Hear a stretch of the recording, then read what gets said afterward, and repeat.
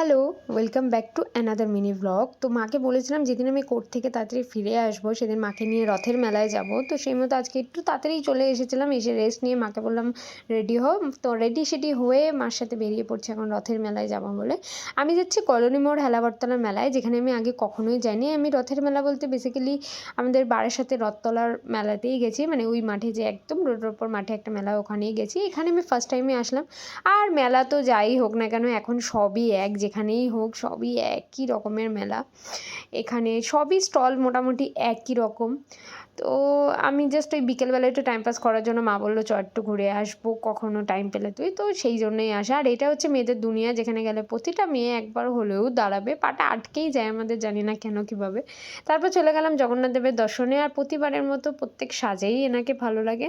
তারপর একটু টুকটাক ঘুরছিলাম। আর এই যে নাগরদোল্লা, যেখানে আমি মানে কোনোদিনই উঠিনি আর ওঠার ইচ্ছেও নেই, আমি ভীষণ ভয় পাই। তারপর ওই ঘুরতে ঘুরতে একটু খিদে পেলো। আর খিদে বলতে মেলায় গেছি, একটু ঘুগনি ছাড়া অন্য কিচ্ছু আমি আর খাই না, তো ঘুগনিই খেলাম। আর মা বললো একটু আইসক্রিম খাবে, তো একটু আইসক্রিম নিলাম।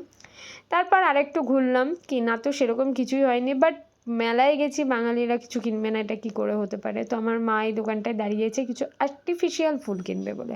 তার মধ্যে এটা একটা কিনেছে আর একটা ছোটো থেকে কিনেছে। রথের মেলায় গেছি, পাঁপড় খাবো না তা কী করে হয়, তো একটা পাঁপড়ও কিনে নিলাম।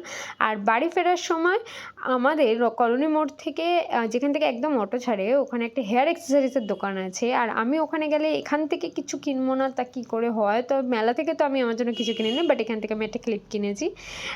তো আজকের ভিডিও এই অবধি, দেখা হচ্ছে পরে কোনো মিনি ব্লগে। টিল দেন টাটা, আর চ্যানেলটা সাবস্ক্রাইব করো।